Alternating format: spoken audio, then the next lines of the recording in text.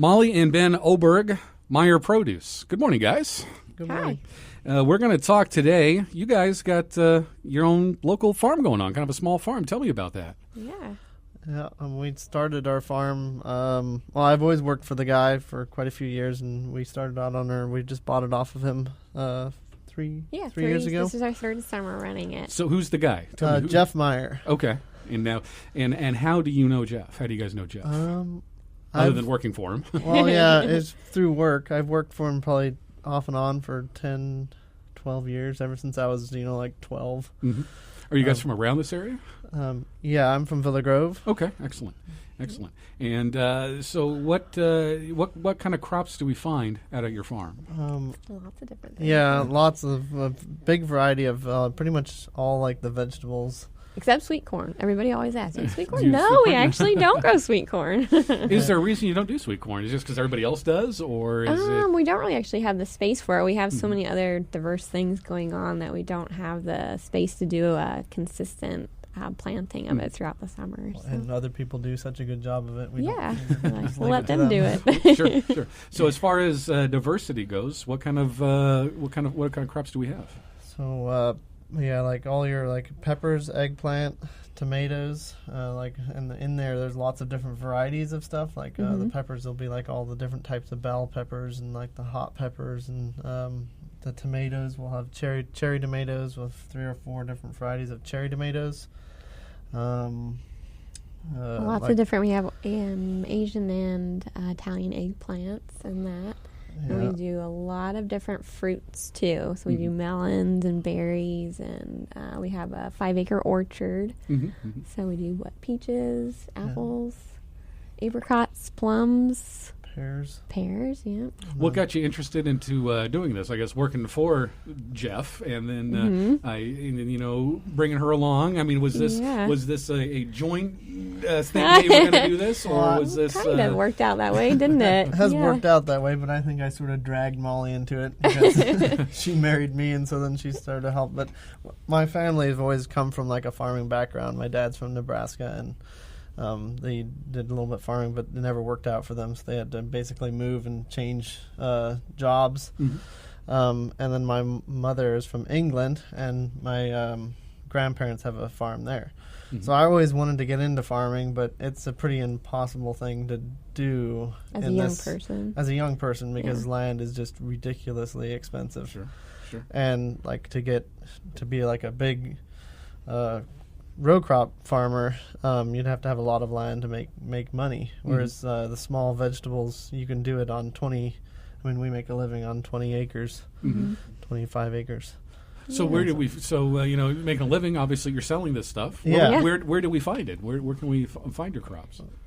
We sell at the Urbana Market on Saturday. So Urbana's Market at the Square from 7 a.m. till noon. And then we go to the Champaign Market downtown here.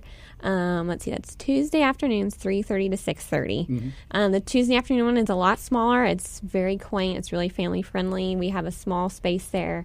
The Urbana Market is where you can find, we take everything we grow there. So we have a big space there. You can find just about anything you're looking for. So with the Champaign, with it being a little smaller, do you rotate from week to week, or when you are out there as far as what you take?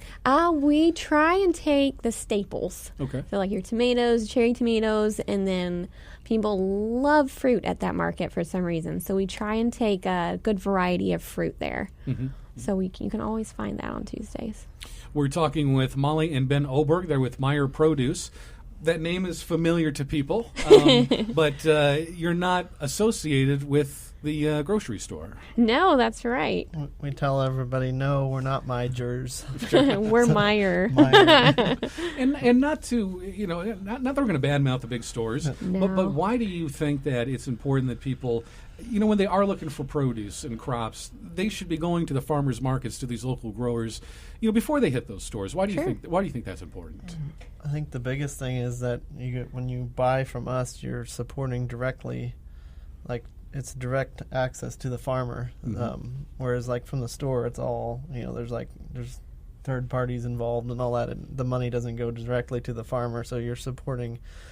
If you come to the farmers market and buy food from us or produce from us, it supports the farm directly. Mm-hmm. And do you have people when they come kind of ask questions about what is this?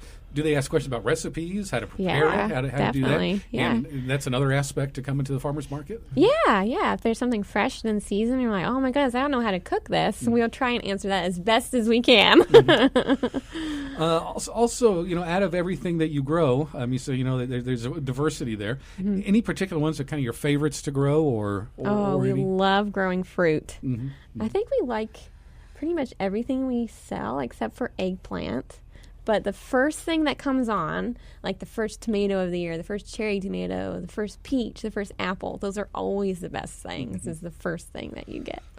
When do you grow the same thing year after year? Do you rotate crops at all as far as to what you do? We do try to rotate, like in our fields, not grow the same thing in one spot, but we do try to always find something unique and different, always change up a little bit. Mm-hmm. Yeah. And we often have to know our market too, so if something's not selling, we'll cut it out and we try to replace it with something else. And so how do you go about, you just mentioned knowing the market and what's selling. Is it if you have an abundance of something at the end of a farmer's market at the end of the season saying, wow, maybe that one didn't do so well? I mean, do you experiment, so to speak, from year to year? Well, a little bit, but it's a lot of trial and error, too. Mm-hmm. And, one market can be bad and the next one can be really good. So we kind of try to take an average out of the whole year of, and we kind of have an idea. And then we always keep, our staples, but, like some things, we tried that, it doesn't work, so we're not going to do that again. Yeah, but, some things are very definitely, that definitely didn't sell. Do people ever give you suggestions about, I'd like to see this next year or something like that? Yeah, and we love that. I really find that helpful as far as, when we open our seed catalog, oh, yeah, that person mentioned that vegetable. Let's try it. Mm-hmm. Where's your farm located at? In Villa Grove. It's about a mile south of Villa Grove. Okay. So, yeah. And it's about, about 20 acres is what you're working with, is that correct? 25, I think, 25? is altogether. Yeah, altogether. Mm-hmm. Do you have a farming background at all? I know you say you worked for him, but, did you think this is what I'm going to do? What is your background in? Well, I went to school to be a diesel mechanic, Mm-hmm. and so then I finished that, and I just kept working for him. Yes. Right. I didn't like working in the dealership for, so it's... But, yeah... That's what you're trained as. So what happened here was when Ben and I started dating, Jeff Meyer was getting ready to retire. Mm-hmm. And so he offered the farm to Ben. He's like, hey, you guys are getting married. Do you want to try this business out? So we were like, oh, yeah, sure. Let's give it a shot. Get married and try new business. Exactly, hey, no right? Yeah, no, not at all. We jumped in with both feet. So that's how it got started. And so we worked for Jeff as a couple for, was it 2 or 3 summers?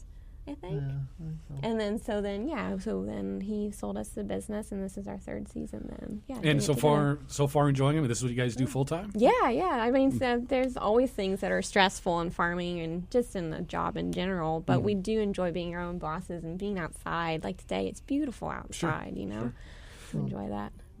Jeff's still in the picture, too. Yeah, he is. He gives helps us lots of advice and helps us a lot, too. So.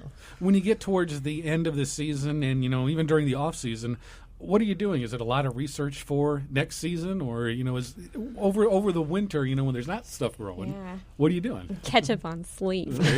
And we also like to travel. We have family all over the world: Canada, Australia, England. So if we can sneak a trip in, that's what we do.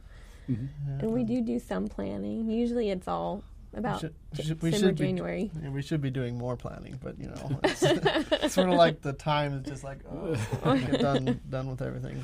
So let's talk about this season. Did you do anything new this season as far as crops or anything?